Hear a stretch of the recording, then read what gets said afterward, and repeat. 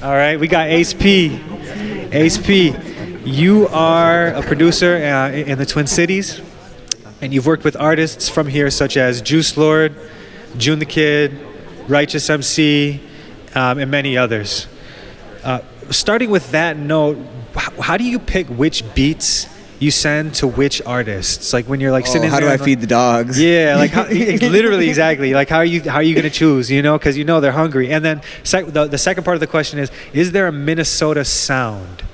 Like in your experience, is there a Minnesota sound? So first part, how do you pick which beat, which artist? And then is there a Minnesota sound, do you feel like, to hip hop and rap? Yeah.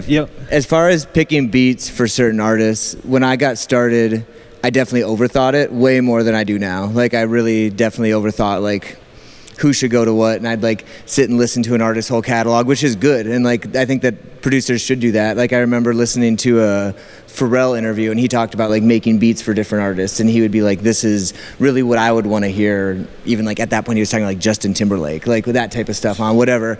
And so I did that a lot, probably as I've worked with artists and already produced for them. Like Juice is a good example. Like we've worked together for a few years. Now it's less of like what fits into Juice's catalog for me, and it's probably more selfish, to be honest. What do I want to hear Juice on? Like what do I want to hear him on as a fan of his music? And I'm using him as an example, but it'd be like that for any of the guys that I work with consistently.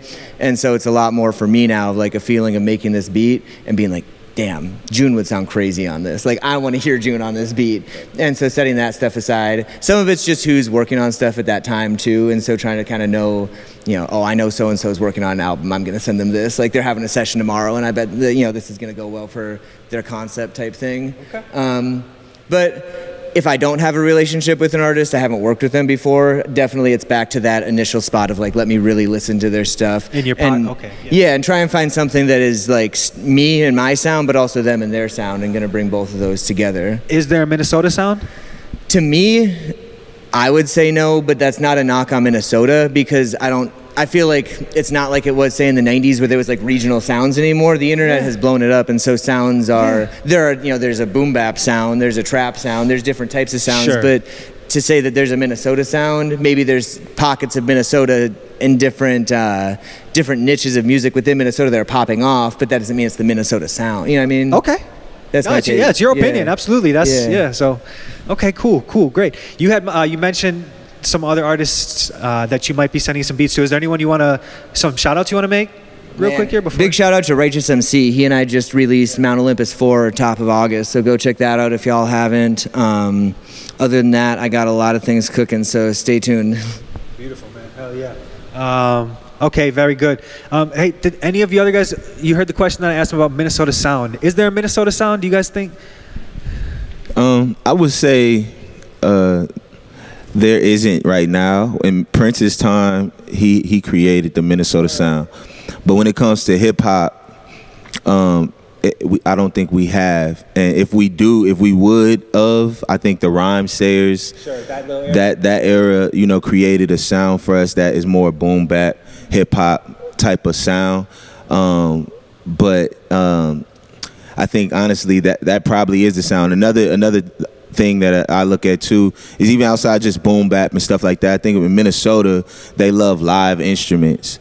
So I think that's something that a lot of artists are missing here. Like when it comes to rappers, is adding some type of live aspect to your show for sure, and that will help you here in Minnesota because the consumers they're just attracted to, and it's like that all over the country, all over the world, but for some reason here, I feel like that's a missing piece for people.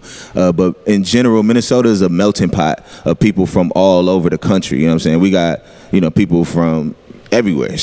I know a lot of Chicago, of course, but people from all over the country, all over the world that are here, and it's created a melting pot where the sounds are just everything. You know what I mean? And I think we should embrace that more. Then try to make it seem like since Chicago has drill, I mean Atlanta has their sound, but honestly a lot of them sound different.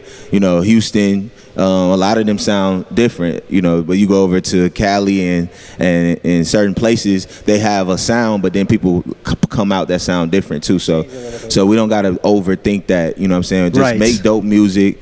figure out what the market that you're in cares about and test it and add some type of live aspect to your show, and it's gonna help you out. Hell yeah, I love asking this question because sometimes you get answers that I never expected. Like I didn't expect you to say the Minnesota sound would be improved by adding more instrumentation into it as a result of like maybe what Prince did, right? Like yeah, hell yeah, and that would really go anywhere. But yeah, what you think, Motor? I mean, these guys pretty much summed it all up. Okay. They were gonna say it's the all same good. thing Yeah. I did. There's not like a super like distinct Minnesota sound, but it's not necessarily a bad thing. It's just a lot of different things coming together, and even then it's making new sounds. So still creating, still, you know. Yeah. That melting pot, like Ricky was saying. Yes, right? sir. Yeah, hell yeah. Pass that back to Ace. Ace P, if there's anything else you would like to share, or if not, just like maybe just like a piece of advice you would give to upcoming producers, or just like, or you can just wrap up, tell them your ats. Yeah. Yep. Piece of advice, we were just talking about this before, but I feel like for producers, people in my spot, it's like super natural for producers to be making beats, being at times like introverted, and I get that because that's me at times, but like if you're listening to this and you're wondering how to get out there more, you're wondering how to improve stuff, it's not always your beats. It's the fact that you need to be out there and be like actually connecting with outside. people, meeting people in real life. Yeah. For real, yeah. That's done a lot more for me than any beat making that I've done because, you know, you send people something, are they really going to listen to it? But you meet somebody, you're hanging with them, your homies, like they want to work with you. They want to spend 5 hours in a session with you. So that'd be my piece of advice. Other than that, I mentioned the album I did with Righteous MC, Mount Olympus 4, came out top of August. Check that out. I'd released a solo album, beginning of January, top of this year, titled Things I Can't Speak About. That is with a group of 10 local rappers. Go check that out.